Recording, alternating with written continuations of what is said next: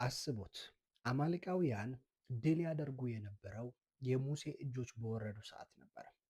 የሙሴን እጆች በደከመው ሰዓት እንዲደግፉ በግራና በቀኝ ሰዎች ተመረጡ። ልክ እንደዛው የጌታ የኢየሱስ ክርስቶስን ሞት ካስተዋላችሁት በመስቀል ላይ ሁለት እጆቹን በችንካር እንደዚህ ተዘርግቶ ስለ ሁላችን በደል ደቀቀ፣ ስለ መተላለፋችን ቆሰለ።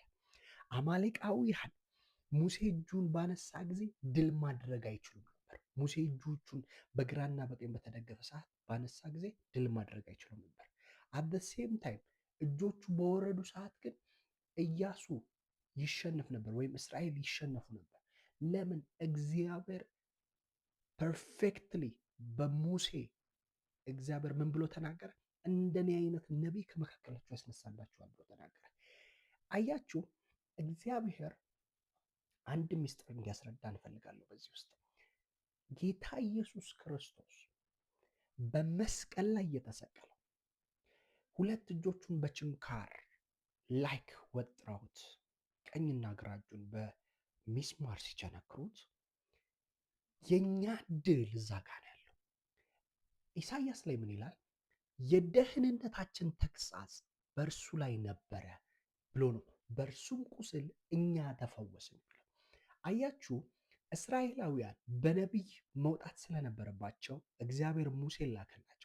ልክ ሙሴን ከላከላቸው በኋላ ግን ድል እንዲያደርጉ እግዚአብሔር ወደ ተናገራቸው ፕሌስ፣ ማርና ወተት ወደምታፈሰው ፕሌስ እንዲገቡ ግን እግዚአብሔር ፋይናሊ ለሚዋጋው ለሙሴ ሲሰጠው ኢያሱ እየተዋጋ ሙሴ ግን እጆቹን ባወረደ ሰዓት ኢያሱ ሉዝ ያደርግ ነበር፣ ይሸነፍ ነበር፣ ወይም የእስራኤል ሕዝብ ይሸነፍ ነበረ።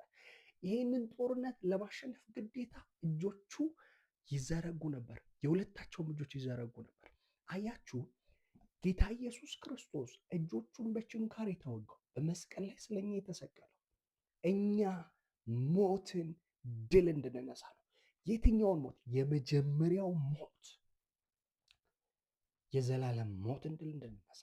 ሁለተኛው በሁለንተናችን እግዚአብሔር ሁለንተናዊ መለኮታዊ መከናወንን እንዲሰጠን በምድር ላይ ባሉ በጨለማ ስራዎች፣ በጨለማ ገዢዎች፣ በሰማያዊ ስፍራ ካሉ ከክፋት መንፈሳዊያን ሰራዊት ላይ ሁሉ ድል እንድንነሳ።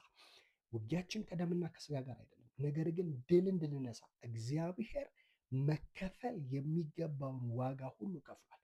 ለዛ ነው ያ ጥላው ነው፣ ያ የሙሴ እጅ ሁለቶቹ ተደግፈው ድል ሲያደርግ የነበረው ያ ጥላው ነው። አካሉ ክርስቶስ ኢየሱስ ስለኛ በደል በችንካር በሚስማር ወይም መመታቱ መወጋቱ ነው። ስለዚህ ድልሽ ያለው እዛ ላይ ነው፣ እርሱ ላይ ነው። ጌታ ኢየሱስ ክርስቶስ ስላንቺ መሰቀሉ ላይ፣ ጌታ ኢየሱስ ክርስቶስ ስላንተ መሰቀሉ ላይ። ለዛ ነው ድል በመንሳቱ ለሚያዞራቸው ተብሎ የተጻፈው። በጌታ በኢየሱስ ክርስቶስ እጸልያለሁ።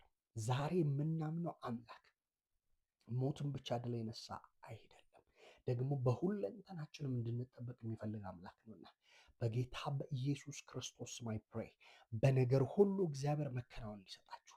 በጌታ በኢየሱስ ስም አይ ፕሬይ እግዚአብሔር ድል መንሳትን በምትሄዱበት ቦታ ሁሉ እንዲሰጣችሁ።